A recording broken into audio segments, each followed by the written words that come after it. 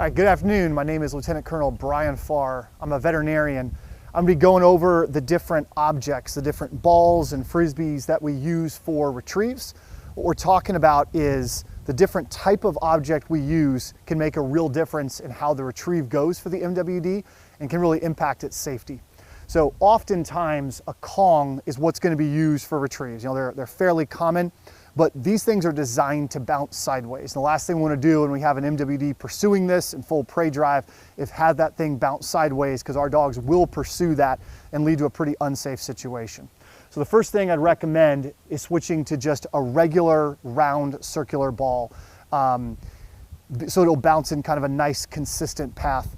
The size of the ball matters. This is a large size. This is about the right size for most of our herding breed MWDs.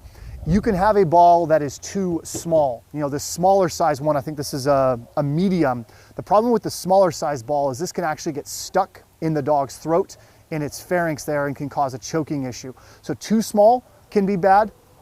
We can also have too large. That can be a problem. If that ball is too large, the dog cannot readily grab it as it's trying to pursue and chase that ball. And if that dog goes for the ball and it's too large and it snaps at it and misses, then that ball flies off the side. And just like with the Kong, we then have a dog pursuing that ball off to the side. Other balls that are too small and can be a challenge, tennis balls, right? They're super cheap, super available, but this fuzzy material can be very abrasive on the dog's teeth and wear them down. Same thing with a cross ball. They're very durable, they bounce nicely, but that size, again, is perfect to get stuck in the dog's pharynx. So all of these balls are too small. Other objects that can be too large, something like this, same kind of challenge here. The dog goes to bite for it. They cannot readily catch it on the bounce, you know, as they're running, and then it's gonna fly off to the side. So then we have some different objects that can be used for our dead ball retrieves. So these are objects that are great to throw out there and have them land, and the dog grabs them and then comes back. So whether it's like a chuck it ball on a rope, or these kinds, or the Kong on the rope, these are excellent to throw out, have them die, dog retrieves it back, and then there can be some tug that's built in there as well. Those are super fun.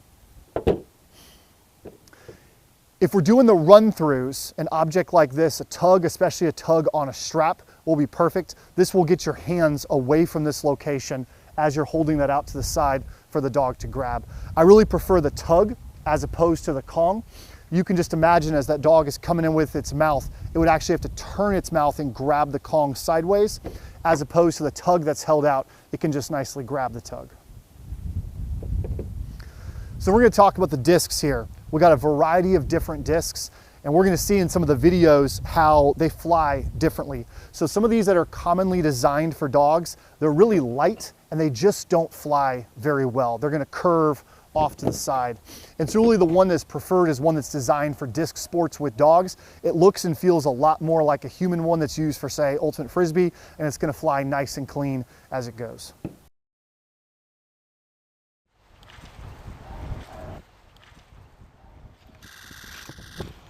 Oh, beautiful.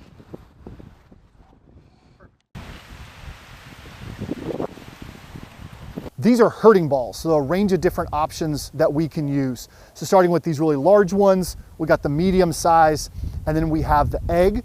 Again, too small can also be a challenge. As you see from this one is small enough that a dog can actually get its mouth around it. You can see all of that damage that's in there. And so the size of the ball matters. Again, the large ones, the medium, and then down to the egg. I prefer to start a dog off on these larger ones and actually through this hole here to fill this ball with water. And so it's a lot less live. It doesn't move around as much and really trigger that prey drive less. And so a dog learns to move this ball around properly before it moves on to the smaller ones that it could potentially get its mouth around and that are a lot more live moving around. The particular object that we choose makes a large difference in terms of the activity, how it's enjoyable for the dog, and then also its safety, because that's our important thing here is we're providing this physical activity enrichment or social or cognitive, making sure that we're also doing it with a low risk of injury. High-impact acrobatics can cause injury. We teach safe catching by starting low and slow. Use a large, soft ball that has a predictable bounce. Bounce it gently, right in front of the dog so they can track it easily.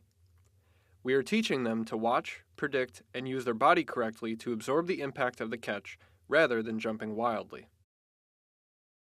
Many dogs are only triggered by motion. The dead ball retrieve builds drive for the object itself, not just the chase. By making the dog wait for the object to be still, we are building immense impulse control and anticipation. When you release them, their drive is channeled into a powerful, focused retrieve to a stationary target.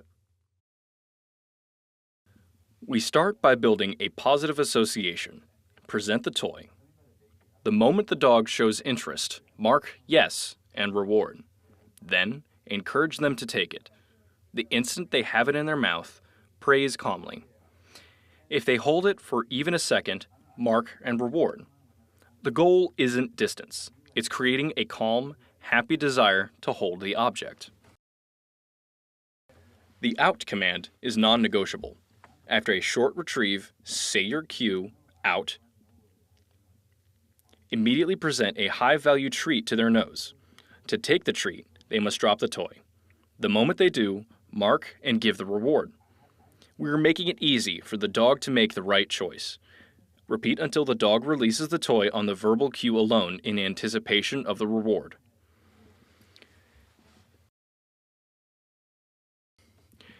Here, we chain the behaviors together. Throw the object a short distance. After the dog picks it up, use your recall cue.